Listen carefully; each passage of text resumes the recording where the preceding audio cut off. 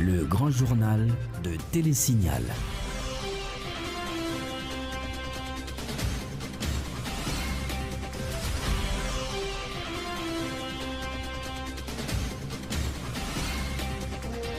Bonjour, bonsoir à toutes et à tous, bienvenue pour cette nouvelle édition du Grand Journal sur Télésignal. Excellent week-end, merci d'être avec nous. Au sommaire de l'actualité, ils l'ont vainement tenté à maintes reprises. Ce jeudi, les opposants au régime tête calée ont finalement réussi à manifester devant le palais présidentiel. Une victoire pour ces protestataires qui annoncent une autre manifestation pour ce samedi 6 décembre. Dans l'actualité également, après le départ du régime au pouvoir, les opposants à Petit Goâve ajoutent un nouveau grief à leur liste de revendications.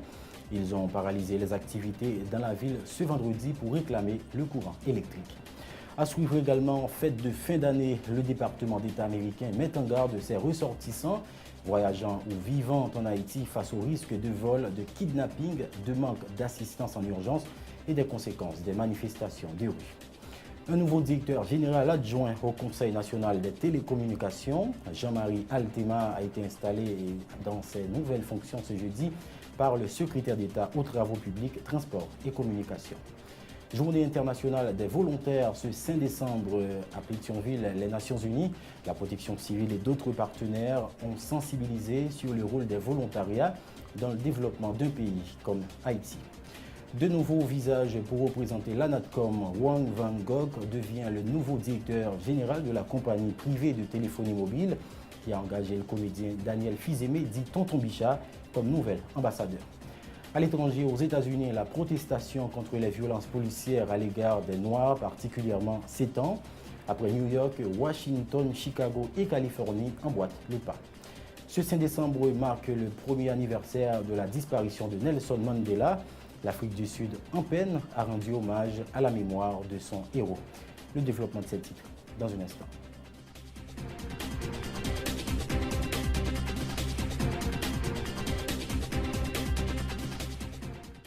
Vous travaillez pour construire votre avenir.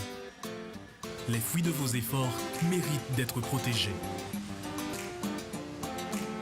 Tous vos investissements, chaque employé dévoué, chaque précieuse acquisition, aujourd'hui et pour les générations futures, un malheur est vite arrivé.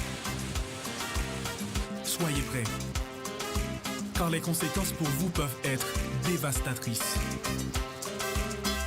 Avec la AIC à vos côtés, vous pouvez affronter sereinement les surprises que vous réserve la vie. Retombez sur vos pieds. Inutile de tout recommencer. AIC est votre filet de sécurité. Vous créez la richesse, nous la protégeons.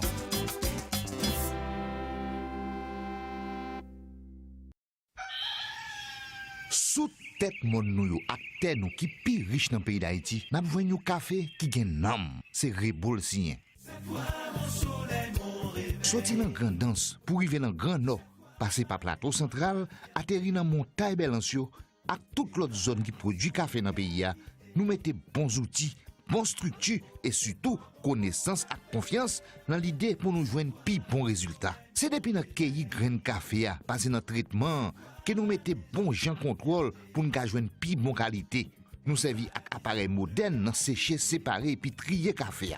42 récoltes café nous gan sous tête nous là. Ben nous avons pile expérience dans causer traiter café. Volonté pour nous ba ou pi bon service chaque jour pi plus, exiger nous servir avec matériel sophistiqué qui respecte normes et principes avec différents mélanges nous yo. Sorti dans gourmet, de luxe, classique, privé dans lipibon, dans chaque paquet, dans chaque tasse, Rebo pote pour vous pi bon goût café pays d'Haïti.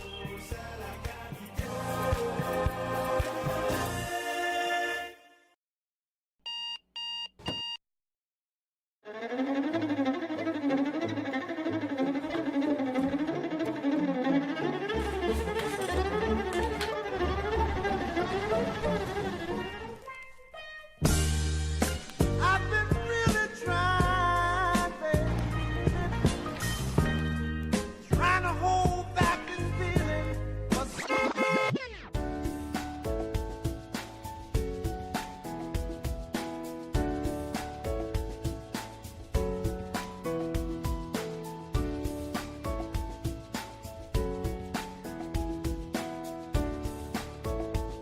démaquillant, lotion après rasage et lotion rafraîchissante. Limacol, la fraîcheur de la brise dans une bouteille. Limacol est un produit de la Disprofar en vente dans tous les supermarchés et les pharmacies.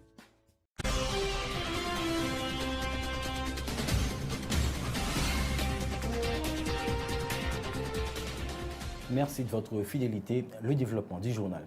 Comme annoncé en titre, manifestation anti-gouvernementale à Port-au-Prince ce vendredi, marquant le début de la deuxième phase de protestation de la série baptisée Opération Burkina Faso, initiée par la table de concertation regroupant d'entités politiques constituées l'aile dure de l'opposition.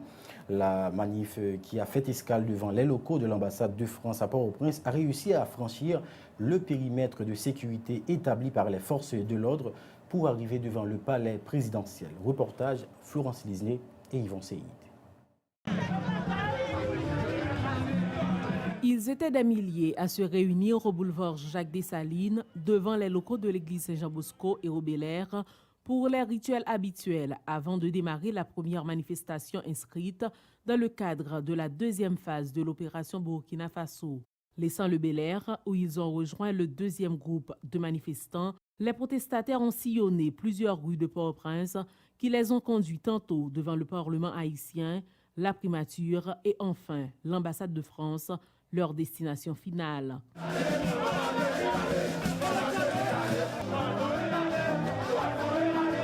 Très satisfait du déroulement de la manifestation, l'ancien sénateur Lavalas, Louis Gérald Gilles, n'a pas caché ses émotions. L'opposant, qui ne partage pas l'idée du départ du président haïtien, invite Michel Martelly à changer son gouvernement. Le gouvernement Martelly Lamotte a obligé à aller et nous a dit Martelly, je dis à l'avant Lavalas, nous avons dit clairement, nous pas d'accord avec Laurent Lamotte qui a trop de corruption qui pendait sous tête. Et si il continue à tolérer Laurent Lamotte, l'a obligé à aller tout. Laissant l'ambassade de France, les manifestants qui devraient rentrer chez eux ont réussi à tromper la vigilance des forces de l'ordre. Ils se sont rendus devant le Palais national pour continuer leur mouvement.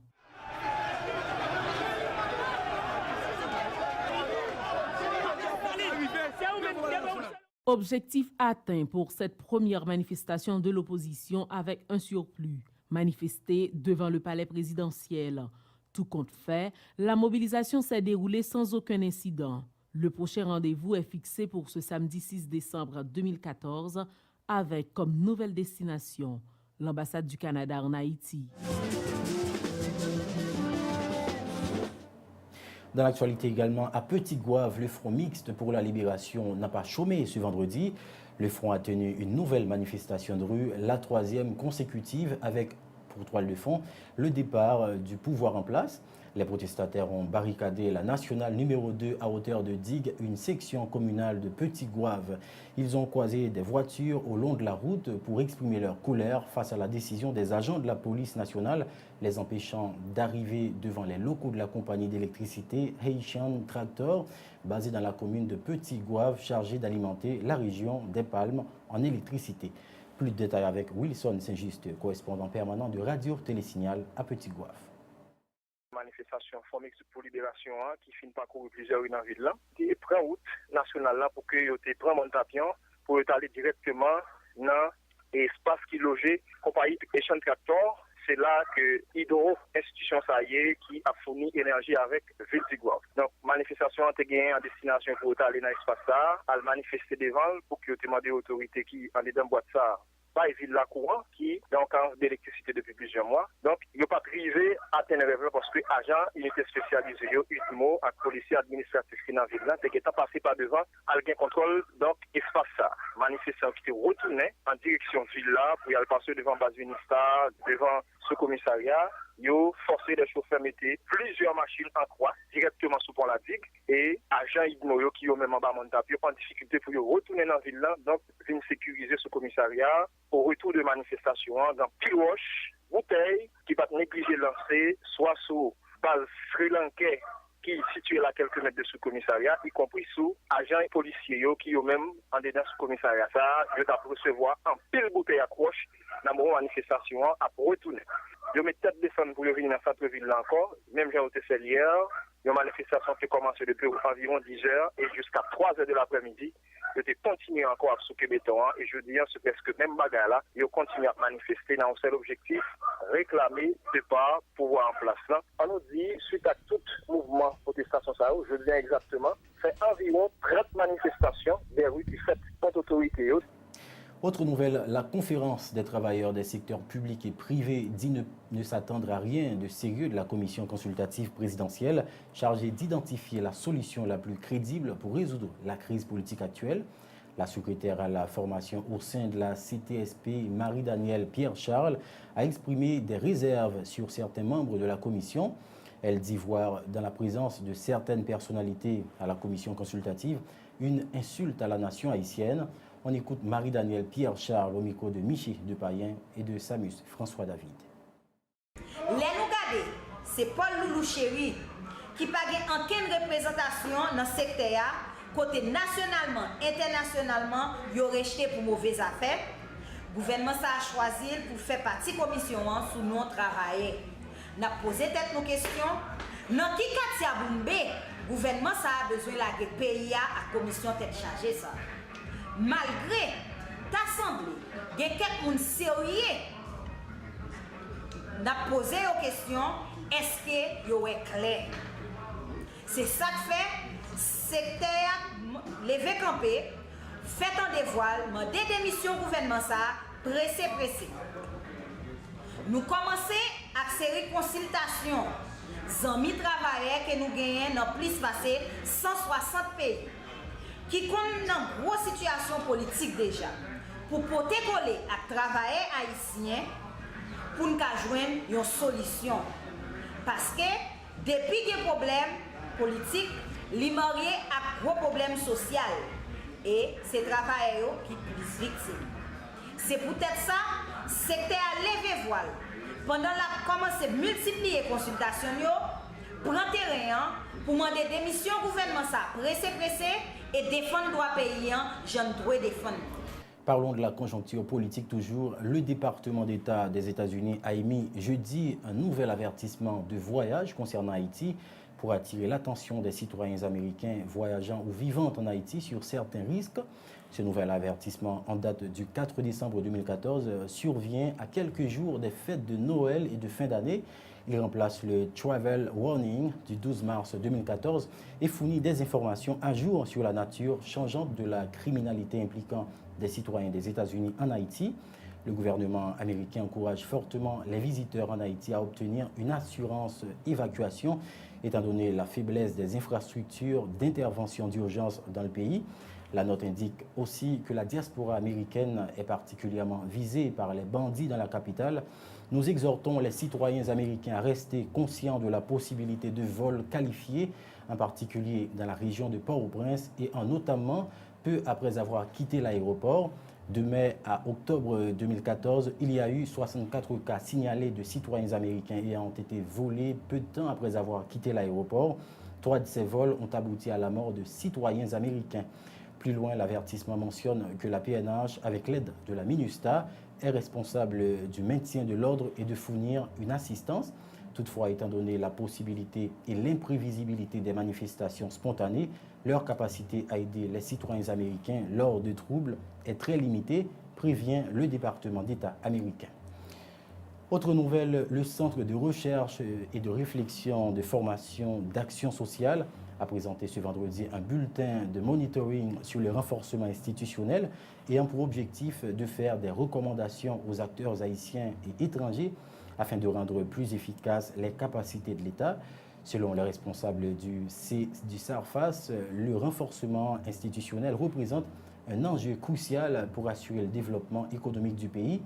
Rose Carmite Fils-Aimé et Père Kawas François sont respectivement assistants à l'Observatoire des politiques publiques et directeur général du SARFAS. Ils interviennent tour à tour au micro de Miché de Payen et Samus François David. Il n'y a aucun gouvernement qui a offert service à la population si pas une administration publique efficace. Ça veut dire renforcement institution publique en Haïti, il était une urgence. C'est une question extrêmement importante. question renforcement institution publique, question renforcement l'État en Haïti. Un pays pas qu'à fonctionner si pas des institutions publiques qui sont solides et qui sont bien organisées. Nous croyons que pour Haïti capable de utiliser de façon rationnelle et efficace l'argent qui a sorti à l'étranger, ça nous est externe. Et bien pour cela, nous avons besoin des institutions publiques solides. Et nous croyons que organisations internationales, acteurs internationaux, ils doivent sincèrement soutenir l'effort gouvernement, l'effort autorité haïtienne pour être capable vraiment renforcer l'institution. Parce que si l'institution n'est pas forte, eh bien, coopération externe n'a pas gagné aucun résultat efficace. Mais bien souvent, nous connaissons un pile acteur international qui pas tellement respecté non seulement la législation haïtienne, mais pas tellement voulu sincèrement appuyer l'autorité haïtienne pour être capable de renforcer l'État et continuer à dire que l'État faible.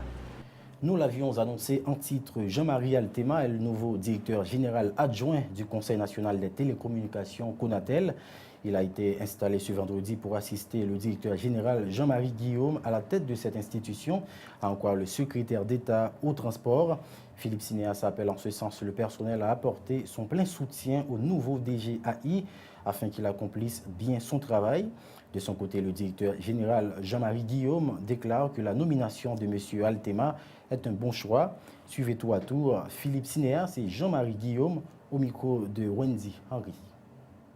Monsieur l'assistant directeur général, je vous assure du support le plus entier directeur général du Conatel, M. Jean-Marie Guillaume, pour vous aider à réussir votre nouvelle fonction et vous aider à continuer à mériter de la confiance du chef de l'État, son Excellence M. Michel Joseph Fantelli, et celui du Premier ministre, son Excellence M. Laurent Salvador Lamotte. Je demande au cadre du Conatel, à tout le personnel, de vous apporter le soutien et surtout la pleine collaboration pour que vous amenez et vous aidez le directeur général à mettre vraiment, pour continuer à amener la tâche de régulateur afin que nous avons dans notre cher pays. C'est un plaisir pour moi de souhaiter bienvenue à Jean-Marie Altema. Et je connais Jean-Marie assez bien. Nous avons travaillé dans plusieurs projets ensemble, particulièrement le projet Scolaritech. Et nous avons toujours discuté de la technologie, puisque c'est un secteur important, non seulement pour Jean-Marie Guillaume, mais également pour Jean-Marie Altema. Donc, je pense que le choix de directeur adjoint, le choix de Jean-Marie Altema a été un très bon choix. Je suis fier de travailler aux côtés du directeur général du Conatel, Jean-Marie Guillaume. Déclaration du nouveau directeur général adjoint de cette institution. Jean-Marie Altema se dit déterminé à travailler pour le bien-être de cette structure étatique en poursuivant, dit-il, le travail déjà commencé. Les déclarations du nouveau directeur général adjoint du Conatel, Jean-Marie Altema, recueillies par Wendy Henry. Je veux le rassurer à travers vous de ma détermination, de mon dévouement et de mon engagement à aider et à travailler au succès continu de cette noble institution. Monsieur le secrétaire d'État, acceptez que je vous adresse mes sincères remerciements pour les propos à mon endroit. En procédant aujourd'hui à mon installation, je vous garantis que je m'attellerai avec un sens de devoir à répondre adéquatement aux exigences du moment aux côtés de M. Guillaume. Monsieur le directeur général, permettez que j'adresse à vous et à tout le staff du Conatel toutes mes félicitations pour la sérénité instituée au sein du Conatel. Il me revient aujourd'hui le privilège de servir à votre côté. Imbu des grands défis et des travaux déjà engagés, comme le passage vers la télévision numérique, la portabilité des numéros, la cybersécurité, Scolaritech et bien d'autres projets, je m'engage sous votre autorité, Monsieur le directeur général, à travailler et à répondre aux attentes de l'institution. Mesdames, Messieurs, le Conatel dispose de cadres très compétents. Au personnel du Conatel, les visages qui me sont familiers, ici présents, sachez que je suis très heureux de travailler et de faire partie de cette grande famille. Autre nouvelle, le bureau du secrétaire d'État à l'intégration des personnes handicapées a procédé à la remise de prix ce vendredi à Port-au-Prince aux gagnants du concours La participation des personnes handicapées au développement durable. Parmi les 9 gagnants, citons Marvens Christian Clériné, champion de la catégorie illustration, Hudson Archange Albert, qui a remporté le prix dans la catégorie articles de journaux, et Janine Laurent Zéphir, qui vient en tête de la liste des jeunes ayant présenté des textes de récits. Selon le secrétaire d'État à l'intégration des personnes handicapées, Gérald Auriol Jr., ce concours avait pour but de faciliter la participation des jeunes dans la lutte pour l'intégration des personnes à mobilité réduite dans tous les aspects de la vie sociale. Les explications de Gérald Auriol Jr. au micro de Dukenson Lazare et Jasmin Denis. Nous avons également une cérémonie de remise prix à différents gagnants qui ont participé dans un concours de textes et d'illustrations que nous avons organisé conjointement avec des partenaires, justement pour inciter la jeunesse, pour impliquer davantage dans tout effort qu'il y a pour faire pour arriver à une réelle intégration. Nous savons que au niveau académique, au niveau de recherche, il y a très peu de textes, d'ouvrages qui sont vraiment dans le domaine du handicap.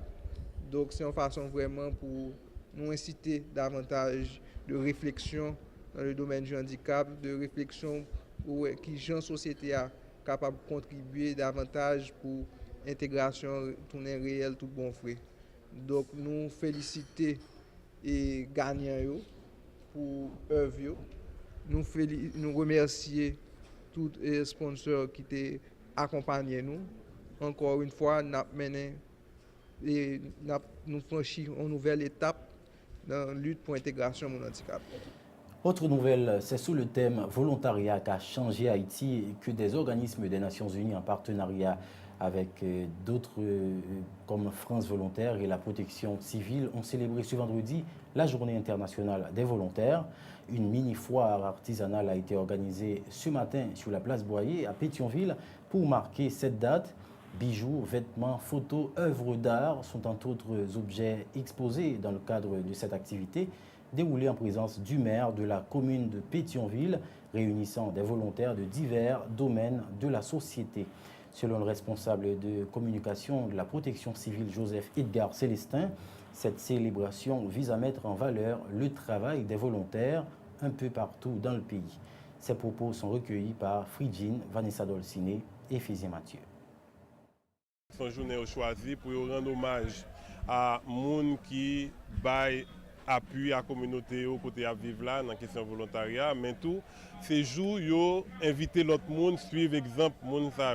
Par exemple au niveau de direction protection civile qui est très impliqué à côté et volontaires Nations Unies et puis l'autre organisation qui travaille dans le volontariat dans le pays.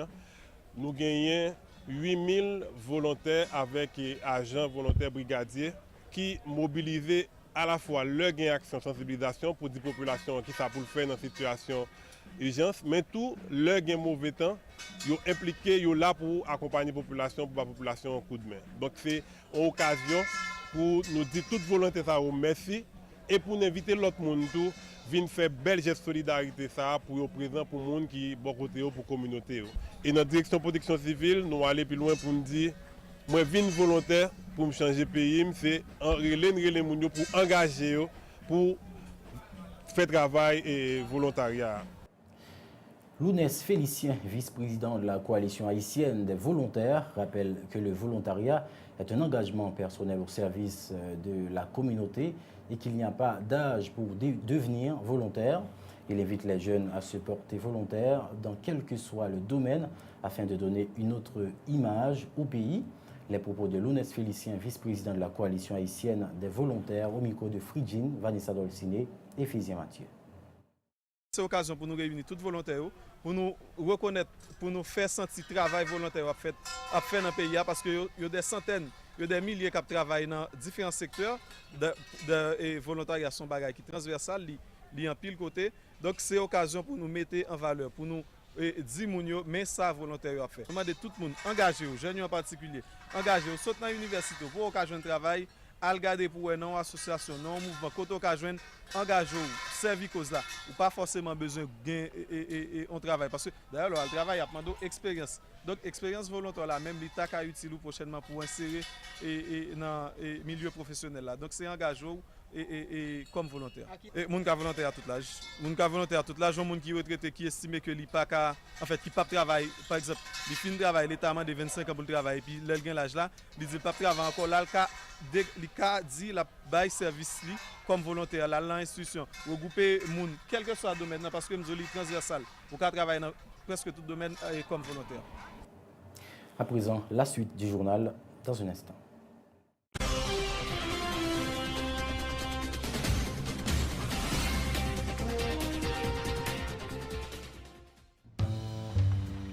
Ça n'a pas passé en bas du tout. Monsieur, ça va, monsieur? Ça a été là, il y a une bosse. On va au testail. Attention derrière, pas vraiment.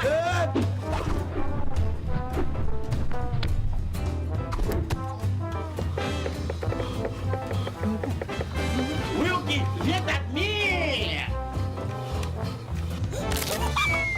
Oh! Nous correct! Je dois grand-papa. Halbay! Canes Construction. Halbi! Canes Construction. Ah, ok! Canes Construction, entre un grand monde dans le game de Kairia. Nous vivons tout numéro 1. Bon prix, c'est nous. L'autre gagne Home Depot. Nous gagne Canes Construction. Nous sous plus terrain que toute l'autre yo. Bois, fer, ciment, céramique, peinture, électrique. Nous gagne cuisine tout pareil. C'est Ashtel, Plaquel. Adresse nous tout dans la carte là, c'est nous. Canes Construction. Depuis on poursuit pas de l'autre côté. Canes Construction. Car la fin bâtie ou baisser meublé. Canes Construction. Oh, parking pour avion atterri. Les pères, viens ou épice atterrissage, nous entendez? Posez, purti. Bonjour, je suis Daniel, je vis aux Caraïbes. Malheureusement, quand il s'agit de shopping, je suis toujours à court de choix. Par exemple, la recherche d'un cadeau pour ma copine, ou un lecteur MP3, ou même un casque. Grâce à eShopper Express, je peux maintenant faire mes courses en ligne. Les expéditions internationales de magasins en ligne étant si chères et souvent non disponibles, eShopper Express donne l'opportunité à ceux vivant hors des États-Unis de faire des emplettes comme s'ils y étaient. Il suffit d'aller sur le site www.eshopperexpress.com, ouvrir un compte gratuit et voilà, vous recevrez votre propre adresse aux États-Unis. N'oubliez pas d'utiliser votre adresse aux États-Unis pour tous vos achats en ligne. eShopper Express vous informera dès l'arrivée de vos colis chez eux par courrier électronique. Une fois votre colis arrivé, vous aurez la possibilité de demander l'acheminement immédiat chez vous ou à votre bureau, ou de mettre vos paquets en attente si vous en attendez d'autres. Vous pouvez alors demander la consolidation de vos paquets en un seul envoi. La consolidation peut vous faire économiser jusqu'à 50% sur les frais d'expédition internationaux. Incroyable! eShopper Express livrera vos colis à votre porte en quelques jours. Pas de soucis, pas de risque, pas de maux de tête. Pour plus d'informations, accédez à www.eshopperexpress.com. Bonne lecture avec bonne information, c'est ça qui parle des pays ou avec éducation petite ou. Parents yo, je n'ai pas chez les petits moun yo gâtil gagné. C'est Wanito, une beauté nouvelle la mes amis faut que gagné. C'est livre ça qui bon, c'est la donne qu'on étudie. La maison Henri Deschamps, c'est la gueule qui bon qualité. Dans chaque département il y a un distributeur autorisé. Original la sous de gros hologramme bien éclairé. Parents yo, je n'ai pas chez les petits moun yo gâtil gagné. Parents yo, si vous payez une vente, c'est pour petit nous bonbons d'aimer. Bien gardé oui pour ne pas prendre un faux livre. Original livre Henri Deschamps, gon hologramme sous les cap changer couleur. Sans arrêter.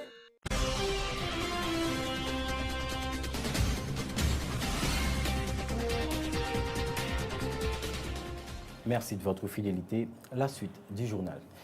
Comme annoncé en titre, installation ce vendredi de Wang Van Gogh comme nouveau directeur général de la Nationale Communication, la NATCOM. Dans son discours d'investiture, le nouveau DG de la NATCOM a rappelé que la compagnie appartenant au groupe Vietel est apparue en Haïti au lendemain du séisme de janvier 2010. Wang Van Gogh a confié que la stratégie utilisée par la compagnie n'était autre que beaucoup moins de publicité pour beaucoup plus de services. Il se réjouit qu'en 4 ans, la NATCOM a déjà atteint la barre des 2,4 millions de clients. Un extrait du discours du nouveau DG de la NATCOM, Wang Van Gogh, au micro de Dukenson Lazare et Jasmine Denis.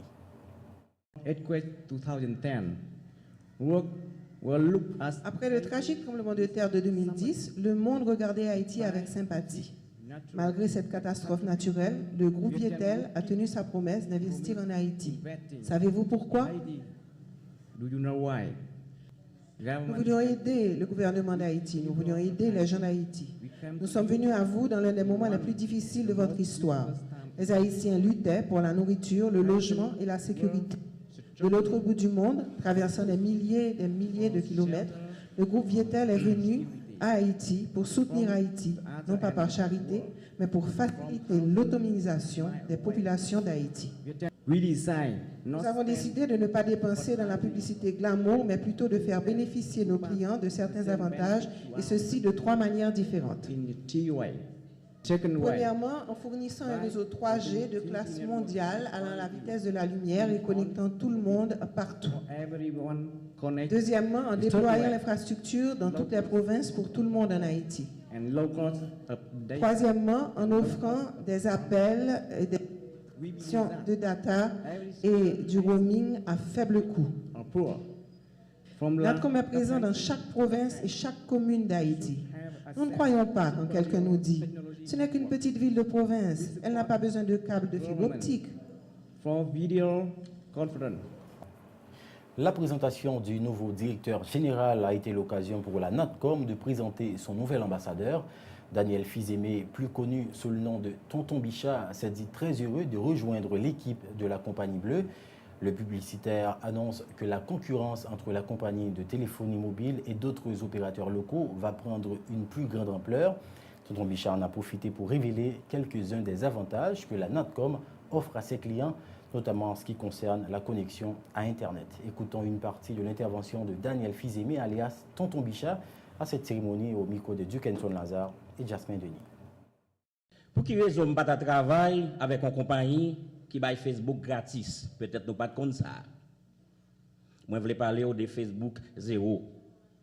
Oui, tapez 0.facebook.com et vous déjà connecté. Ou pas besoin d'enregistrer dans rien. WhatsApp tout est gratis pire si nous pas comme ça. Ou pas besoin ni l'argent ni plan. Il y a des autres qui disent qu'il y a un plan, mais il y a laissé plan banane. L'autre avantage pire, home like home. Ça veut dire, là, aux États-Unis, grâce à AT&T, vous êtes capable de connecter sans tracas ni de l'eau nager. Nous pas autres qui pété fiel ou qui dit la roaming. Qui faut payer gênant tête tout, on paquet chaud. Mobile ou pas. Ça paraît les respecter clients. Oh. Roaming NATCOM non lui-même, là aux États-Unis, appelle NATCOM gratis. NATCOM remet client li. C'est pour ça l'a gâté nous jouk nan zo. Pour tout avantage ça yo. À l'autre encore, NATCOM m'a dit merci. Merci et d'accord collaborer avec vous jouk Miami. M'a dit NATCOM gen résultat k'ap vini. Nous déjà imaginé nous même journalistes yo, spot moi yo pas jouer. D'ailleurs, sous terrain, les m'a joué, m'pas joué. Zot ranger corps, m'a privé sous et m'a privé en force. À présent, à l'étranger, des manifestations ont encore eu lieu aux États-Unis ce jeudi pour demander que cessent les violences policières, particulièrement contre les Noirs. Ces actions à New York, Washington ou Cleveland interviennent alors que 2 policiers blancs responsables de la mort de citoyens noirs n'ont pas été inculpés. Et on apprend qu'un homme noir désarmé a été tué par un policier blanc en Arizona. Une information rendue publique par la police de Phoenix ce jeudi. Reportage Euronews.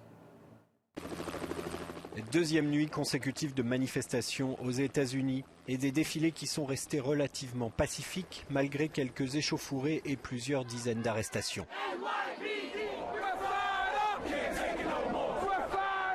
Patrick Lynch, président d'un syndicat de policiers new-yorkais, défend son collègue accusé d'avoir tué un Afro-Américain en le plaquant au sol et en lui faisant une clé d'étranglement. L'officier de police a été envoyé sur place pour faire un travail difficile. Alors qu'il mettait cette personne au sol, celle-ci a dit qu'elle ne pouvait pas respirer. Mais les officiers de police ont fait ce qu'ils sont censés faire en pareille situation, car la règle c'est « si tu peux parler, tu peux respirer ». Malheureusement, cette personne est décédée, mais comme le grand jury et les médecins l'ont dit, ce n'est pas la clé d'étranglement qui l'a tué. Malgré l'interdiction de cette technique d'immobilisation, aucune charge n'a été retenue contre le policier accusé d'être responsable de la mort de la victime qui vendait des cigarettes de contrebande dans la rue. Le maire de la ville, Bill de Blasio, a tenté d'apaiser les tensions, mais après l'affaire similaire à Ferguson, Missouri, la colère monte. D'autres manifestations ont eu lieu à Washington, Chicago et jusqu'en Californie. Toujours à l'étranger, le 5 décembre 2013, il y a tout juste un an, le héros de tout un peuple s'éteignait. Nelson Mandela est mort à 95 ans après une vie entière consacrée à la lutte contre le régime de l'apartheid en Afrique du Sud. Cette journée est donc placée sous le signe des hommages et la population, notamment de Pretoria, est mobilisée. Reportage Euronews. L'Afrique du Sud rend hommage à son héros disparu. Le pays commémore le premier anniversaire de la mort de Nelson Mandela. De nombreuses prières et célébrations rythment cette journée. La principale cérémonie s'est déroulée à Pretoria, au siège du gouvernement. À la tribune notamment, la veuve du prix Nobel de la paix. Pourquoi nous honorons sa vie, dit-elle, c'est à chacun de donner sa réponse. Comme il l'a clairement dit lors de son 90e anniversaire, il appartient à chacun de faire quelque chose pour refermer les divisions qui sont toujours en nous.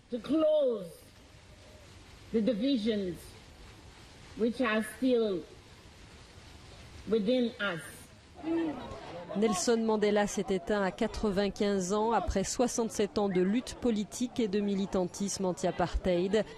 Seul absent des cérémonies, l'actuel président Jacob Zuma en déplacement officiel à Pékin.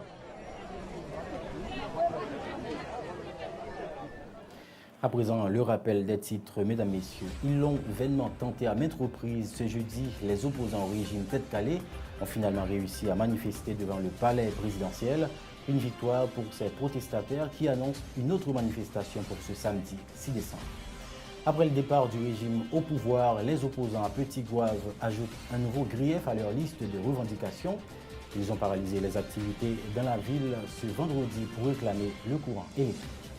Dans l'actualité également faite de fin d'année, le département d'État américain met en garde ses ressortissants voyageant ou vivant en Haïti face au risque de vol, de kidnapping, de manque d'assistance en urgence et des conséquences des manifestations de rue.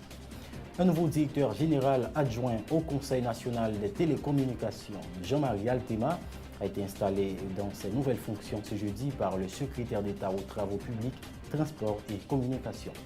Journée internationale des volontaires ce 5 décembre.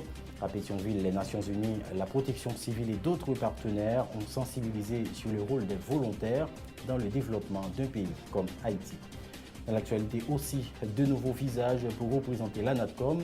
Wang Van Gogh devient le nouveau directeur général de la compagnie privée de téléphonie mobile qui a engagé le comédien Daniel Fils-Aimé, dit Tonton Bichat, comme nouvel ambassadeur. À l'étranger, aux États-Unis, la protestation contre les violences policières à l'égard des Noirs particulièrement s'étend. Après New York, Washington, Chicago et Californie emboîtent le pas. Ce 5 décembre marque le premier anniversaire de la disparition de Nelson Mandela. L'Afrique du Sud, en peine, a rendu hommage à la mémoire de son héros. C'est la fin de ce journal. Merci de votre attention et de votre fidélité. Excellent week-end. Bonne suite de programme sur Télésignal.